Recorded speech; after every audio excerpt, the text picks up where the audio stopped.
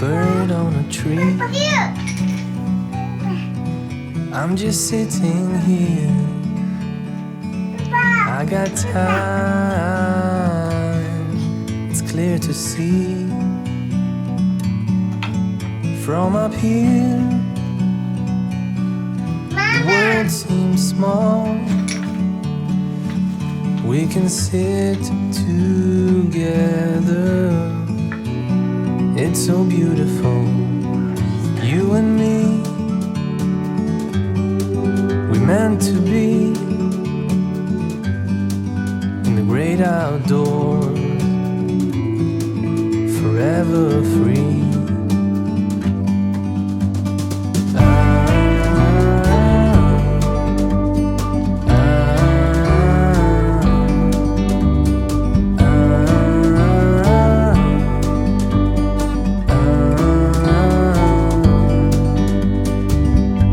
Sometimes you need to go and take a step back to see the truth around you. From a distance you can tell.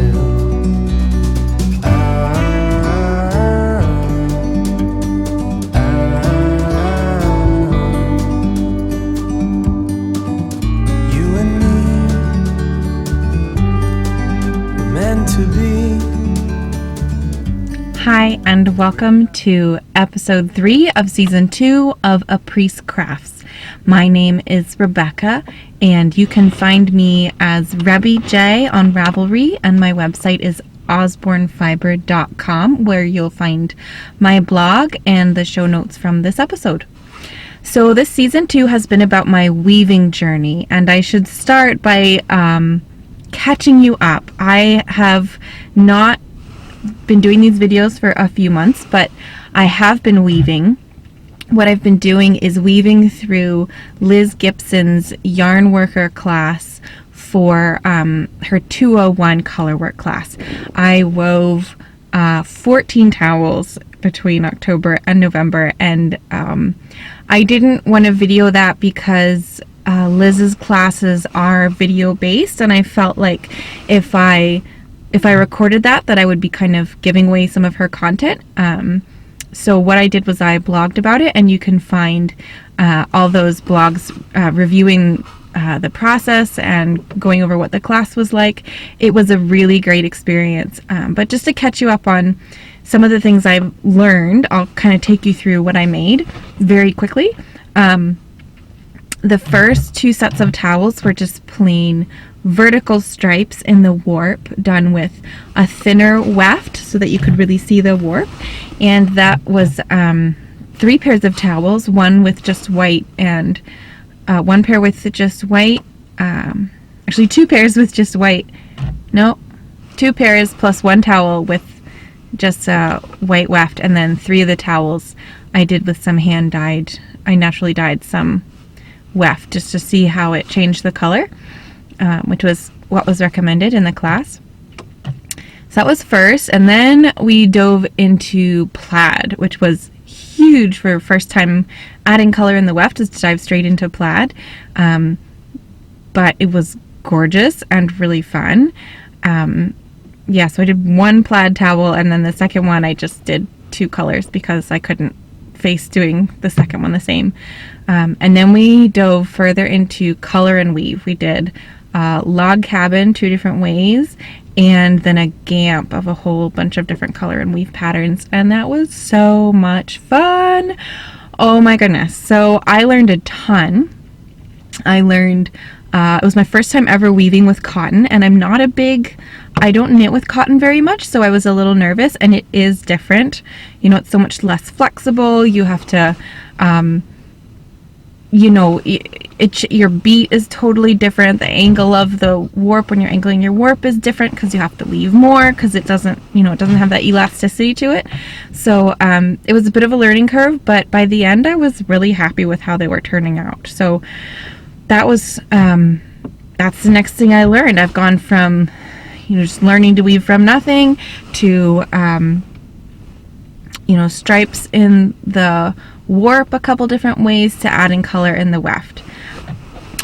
I also wanted to say it's a really beautiful day here. I decided to come out and film in the car because it's really hard to get quiet in my house right now, and it's a really beautiful day. So it's the middle of January. It's very cold. It's minus 30s all week this week, and at that cold, it doesn't really matter if it's Fahrenheit or Celsius. It's just really cold. But it's nice and cozy in my car. It's a clear day. I'm only like a mile from my house. I'm down a little spot where a bunch of people have cabins, and a few people have parked their boats and stuff here. So it's just a quiet spot, and it's nice to get away for a few minutes. Today, I'm gonna get back to weaving through Stein Mitchell's book, Inventive Weaving on a Little Loom. This book is just really what sucked me into rigid heddle weaving to start with. I read through the whole thing while I was waiting for my loom, and it's just really interesting. So I'm hoping to work through some of the projects in her book. We'll see how far I get, and life happens. But the next project I want to take on is one that I have wanted to do from very day one that I even thought about weaving. We arrived at our new house. It seemed really plain. We didn't have a lot of stuff up yet, and we bought this table. It's a black IKEA table with big wooden benches, and it's black. It's got black wood and black benches, and I love it. It's so perfect for our family, and it's perfect for having guests because it has 2 leaves. It gets really big. We can just add chairs, and you can squish a whole bunch of kids on the benches, and it's just awesome. But from day one of having that, I said, I need like cushions for this bench, and I need to weave covers for this bench. That was just for some reason planted in my mind as this thing I had to do, and I envisioned them being this multicolored, using up lots of scraps kind of thing. So in Stein Mitchell's book, one of the early projects that she suggests is making a blanket out of a bunch of leftovers. And I had a whole bunch of leftover yarn that I had been saving for years, just leftover worsted weight and Aran weight yarns that I'd made into sweaters or hats or other things that I had saved for the express purpose of making something out of the leftovers. For a long time, I thought it was going to be the adult surprise jacket on an Elizabeth Zimmerman pattern, but it's not really my style. I don't know if I'd really wear it. I was kind of just thinking I would make it just to make it, which isn't really a great way to make something you're going to use. But I decided to use those yarns for bench cushions. So I used, I measured the benches, and then I used Liz Gibson's worksheet to work out how much warp and how much weft I needed. And then I got my rigid huddle loom, and it's the Glimacher Suzanne is one of the kinds that you can flip it over, put pegs all over the back, and it's a warping board. So I used a warping board, and I warped up these guys, these beautiful warp chains. So this was really a labor-intensive process to wind these warps, because normally using a warping board is super fast because you just like shoo, shoo, shoo, shoo, shoo, and you just keep going and going. But this time I had to stop at the end of every length, cut, tie on a new piece of yarn, and then do the next length, cut, tie on a piece of yarn, and keep going. And so the ends look like this. There are a whole bunch of square knots that will hopefully hold under tension. But this is what Mitchell says to do, so I'm rolling with that. I wouldn't have had to do it this way. Obviously, I could have done stripes or something, but I really liked the idea of the colors being really scrambled and mixed up. And just based on the yarn that I had,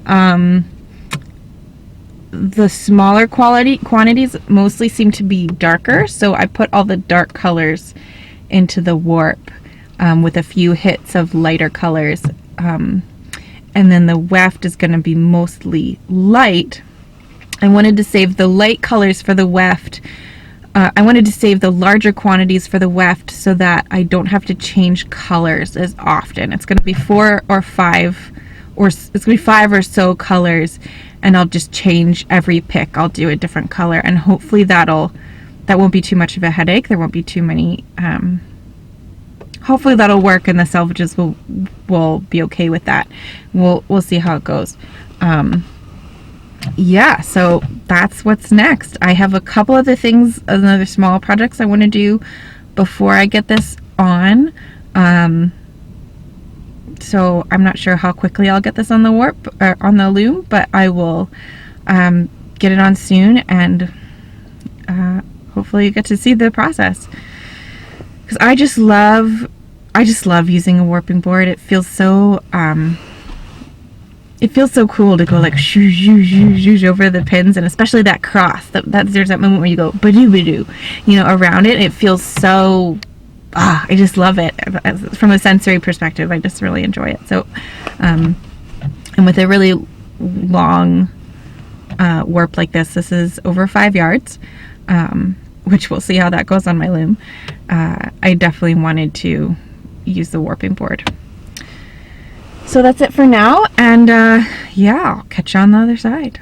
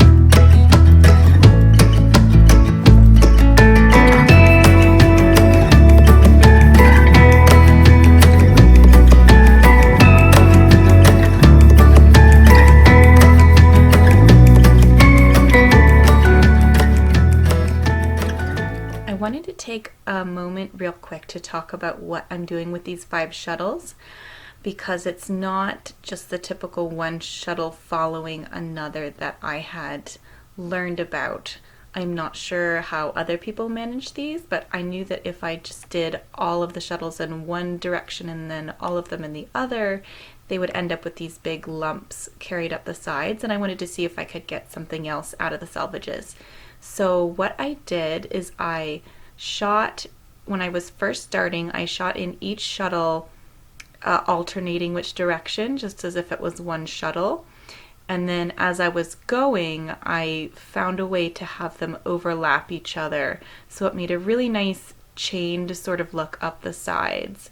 So what you'll see I do with this green one is I put it on, I'm just going to say right, even though it was reversed for me when I was doing it. I put it down on the right, and then I pick up the one on the left, and then put it over all the other threads, shoot it through, and then put it down on the other side, also on the right. So even though it's on the opposite side, it still goes on the right. And then I'm going to pick up the white one from the left, put it over all the other threads, and put it through. And then what that did was it made a really nice, just the threads overlapped each other in the same way on both sides, and it looked really neat. So I'm sure that is not new or anything, but I hadn't seen it anywhere else. So I just wanted to make a record of what I did so that I could share it and I could know what I did.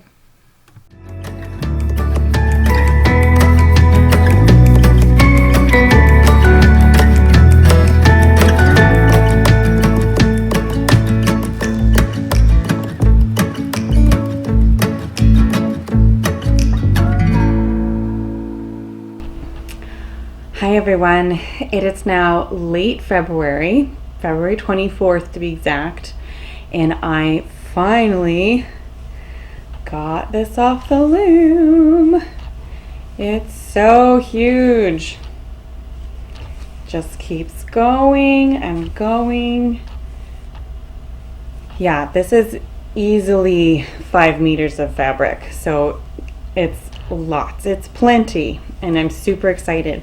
It took me a long time to get this off the loom, partly because it wasn't just a sit down and weave kind of thing, because I had 5 colors going in the weft. It took some thinking. I had to wait to sit down until I could really work on it. But the last few days I've cranked through probably the second half of it, and it's done. So this is, I still have to finish it and go over it really closely and fix any mistakes that I made. But yeah, this is the hard, in some ways the hard part. I hope it's the hard part. Yeah, so next I need to finish this and make the pillows that it'll go over, and hopefully put everything together. So I'll check back in, hopefully not in too long.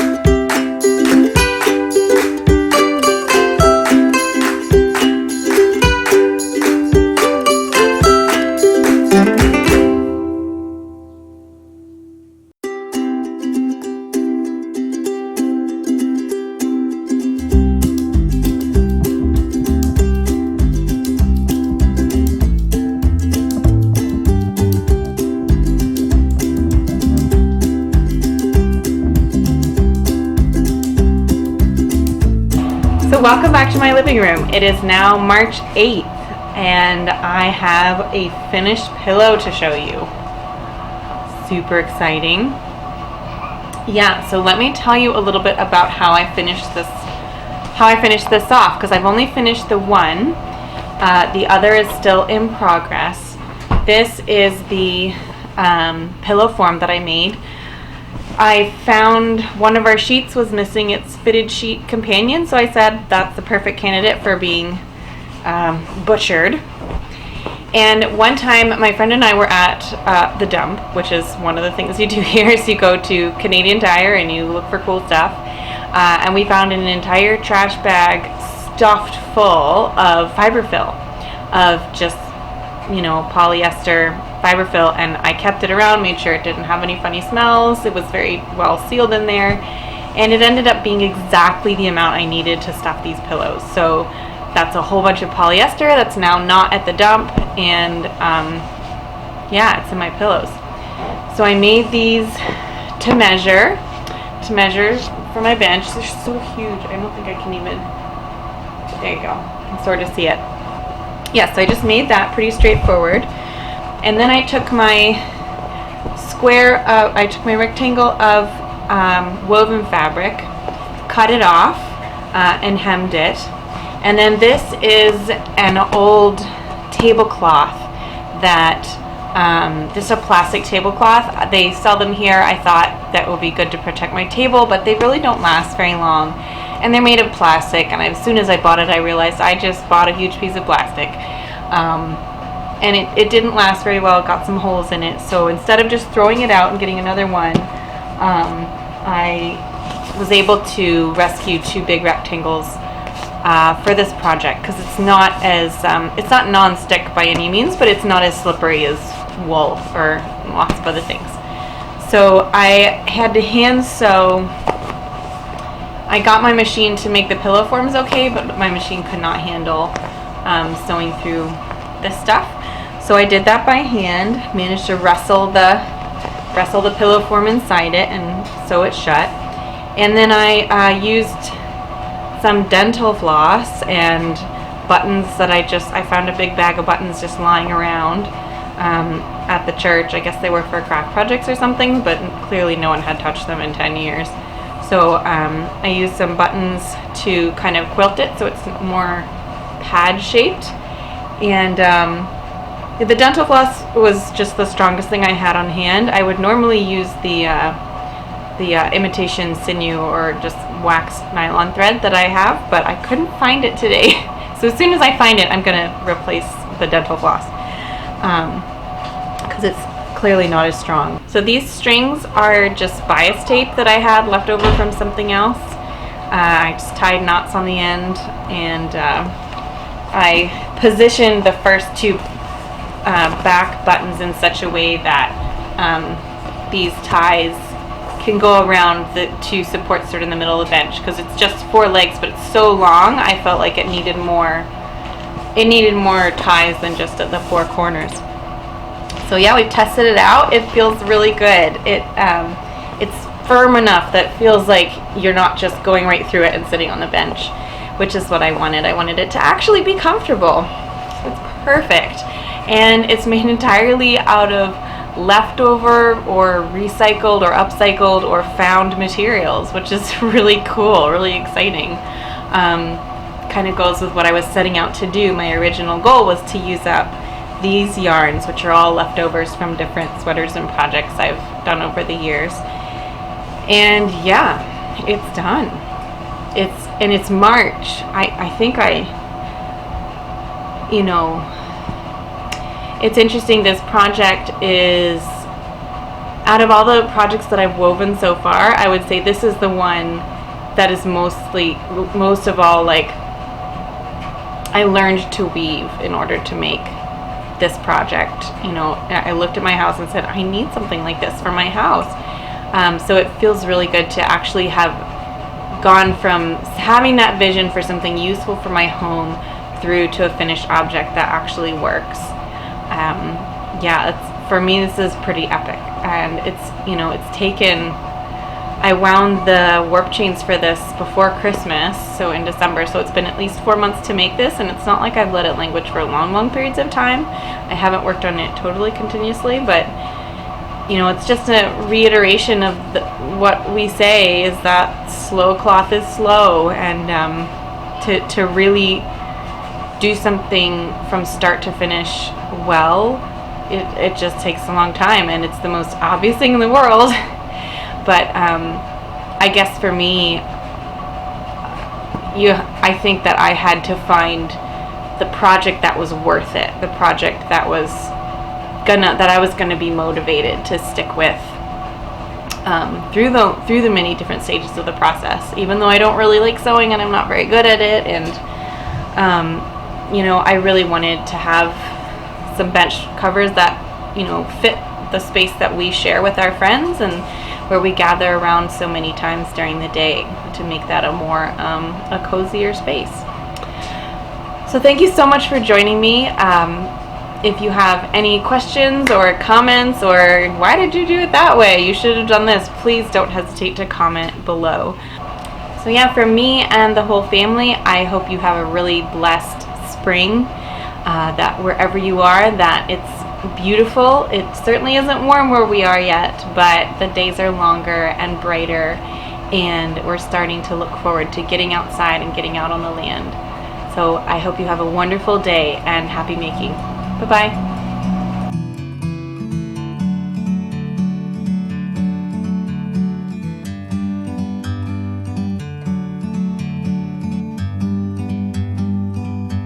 Like a bird on a tree,